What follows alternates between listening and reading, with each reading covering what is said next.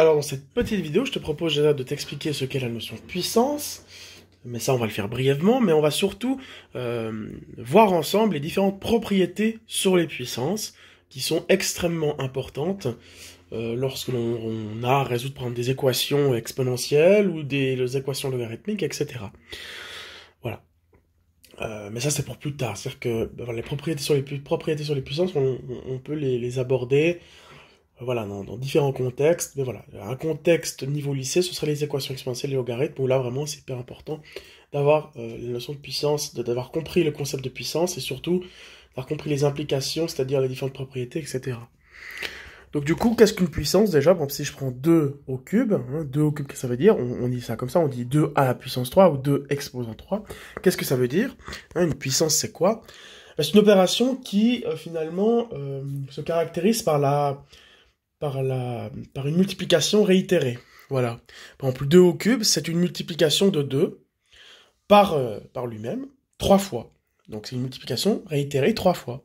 2 à la puissance 3, ou 2 exposant 3, c'est-à-dire qu'on a 2 et qu'on le multiplie 3 fois par lui-même. C'est la façon condensée d'exprimer ceci.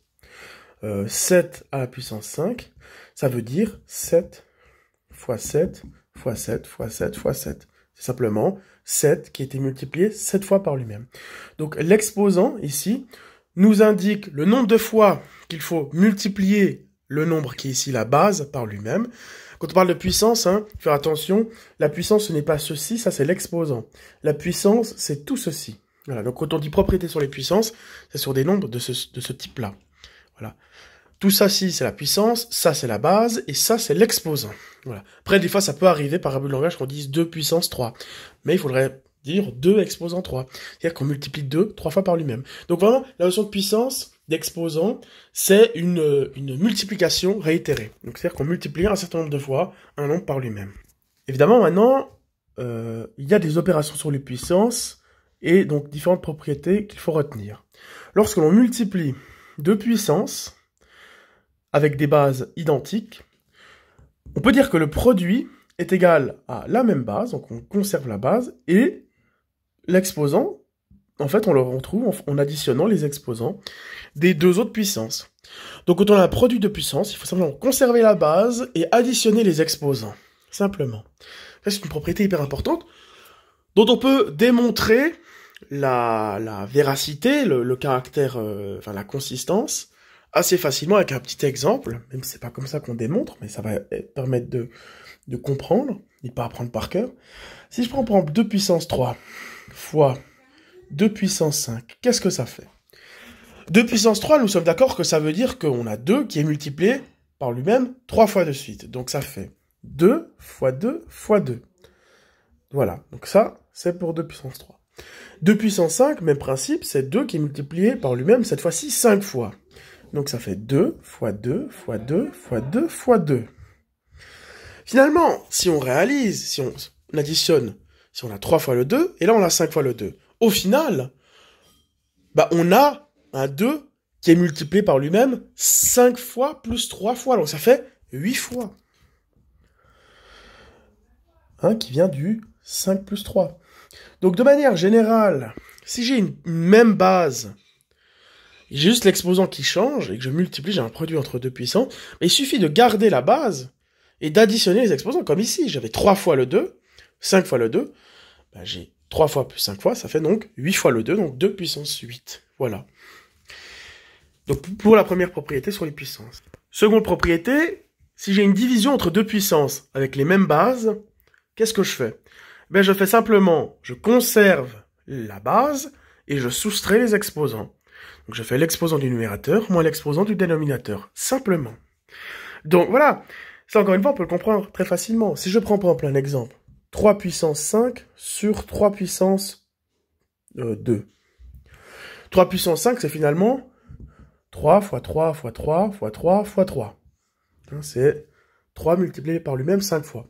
3 au carré, c'est quoi? C'est 3 fois 3. Oula. Moi j'ai mis 2, c'est 3 fois 3. Au final, on a un 3 ici et un 3 ici. Donc ça s'annule. Puis on a un 3 ici et un 3 ici. Donc en haut, il ne reste plus que 3 fois le 3. Donc ça fait 3 au cube. Donc, ce 3 au cube, il vient d'où? Bah, il vient finalement de la soustraction des deux exposants, du 5 moins 2. Effectivement, je retrouve un certain nombre de fois. Là, finalement, le 3 puissance 5, c'est quoi? 3 puissance 5, c'est 3 au cube fois 3 au carré. C'est ça. Donc, je retrouve un 3 puissance 2 en haut et en bas, il se simplifie. Donc, voilà. Donc, tous les éléments qui sont en commun entre le haut et le bas, ils vont se soustraire. Voilà, c'est ce qui va faire donc, effectivement, enfin, ils vont s'annuler, pardon. Donc, du coup, bah, évidemment, si j'ai 3 au carré, bah, j'aurai aussi 3 au carré en haut. Il va rester donc plus que quoi? Bah, plus que 3 au cube, puisque 3 puissance 5, c'est 3 au cube fois 3 au carré.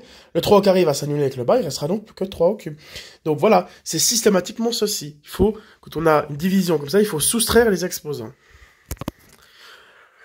Alors maintenant, il y a une propriété qu'on peut voir qui dit que un nombre quelconque à la puissance 0, évidemment ça fonctionne pas avec 0, on verra que c'est une formule déterminée, mais à puissance 0, en fait, ça fait 1. C'est-à-dire que je pourrais prendre n'importe quel nombre non nul, le résultat donne toujours 1. C'est pas forcément le truc le plus, comment dire, intuitif. Donc on va l'expliquer d'une première façon et d'une seconde façon. D'abord, a puissance 0, c'est finalement, si on réfléchit bien, a puissance n moins n. On est bien d'accord là-dessus. Ça fonctionnerait avec n'importe quoi. Si j'ai par exemple a au cube, enfin si je prends par exemple 2 puissance 0, bah 2 puissance 0 c'est quoi? Bah c'est 2 puissance 3 moins 3 par exemple. Ou 2 puissance 2 moins 2, ou 2 puissance 5 moins 5. Je peux prendre ce que je veux. Hein. Mais de manière générale, a puissance 0, bah c'est a puissance n moins n. On peut l'écrire comme ça, on est d'accord. De toute façon, n moins n, bah un nombre moins ce même nombre, bah ça fait forcément 0. Pourquoi j'ai fait ça? Bah c'est pour faire apparaître une différence à l'exposant. Et on l'a vu maintenant que quand on avait une différence, c'est comme, on pourrait écrire ça comme ça, a puissance n sur a puissance n. Hein.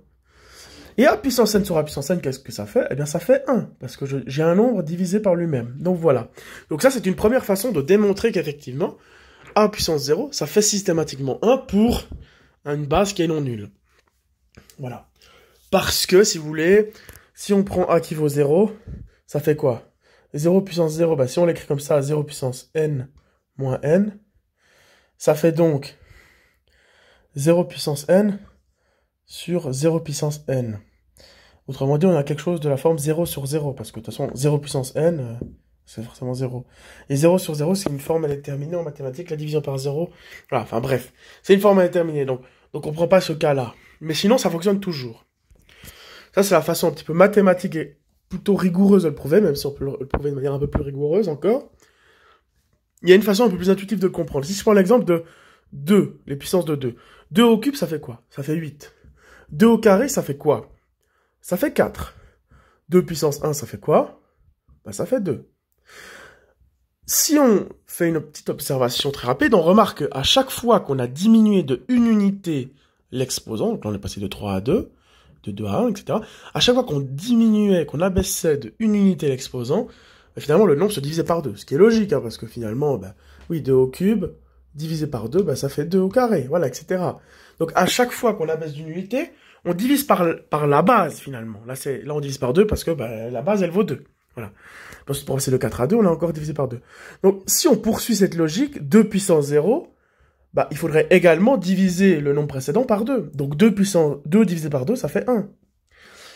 Mais j'ai envie de dire, ça fonctionne avec n'importe quoi. Parce que si j'avais 3, bah, j'aurais divisé par 3. Puis à la fin, ici, 3 puissance 1. De toute façon, un nombre quelconque à la puissance 1, ça fait A. Hein, ça fait ce même nombre. Donc de toute façon, ici, je me serais retrouvé avec la même base ici. Hein, j'aurais pu généraliser. A au cube, c'est quoi? C'est A fois A fois A. A au carré, c'est quoi? A fois A. A puissance 1, c'est quoi? A.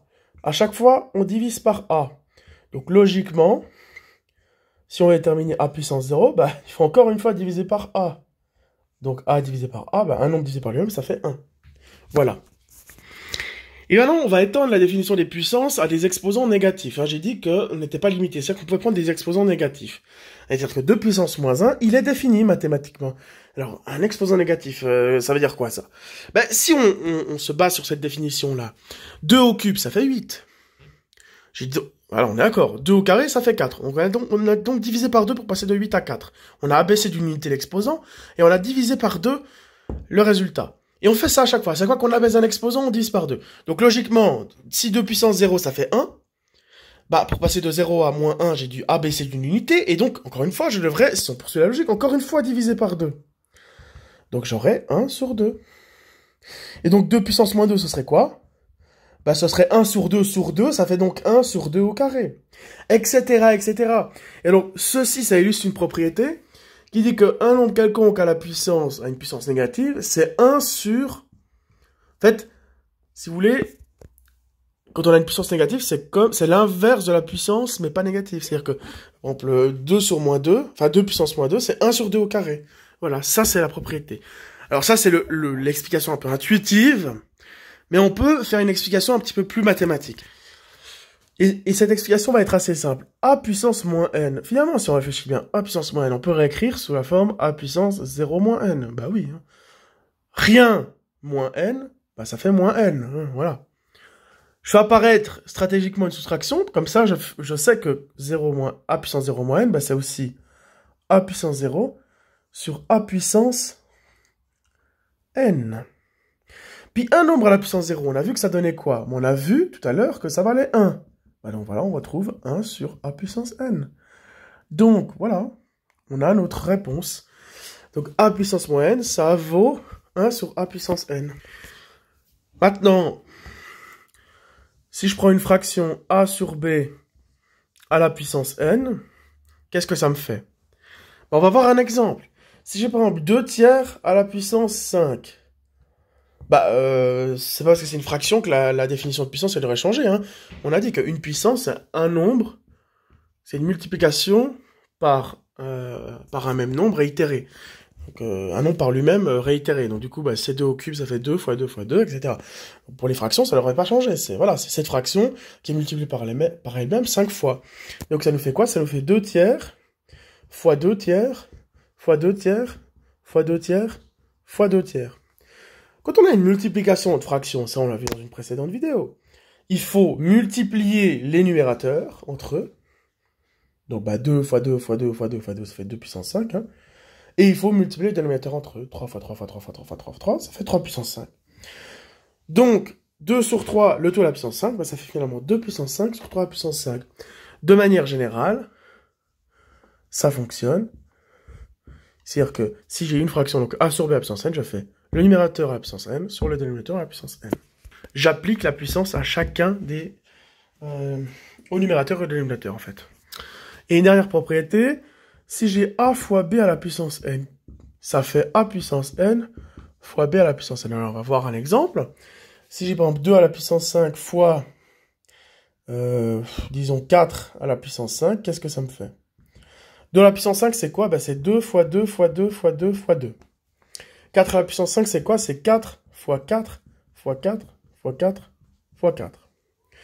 On peut faire à chaque fois des groupes comme ça.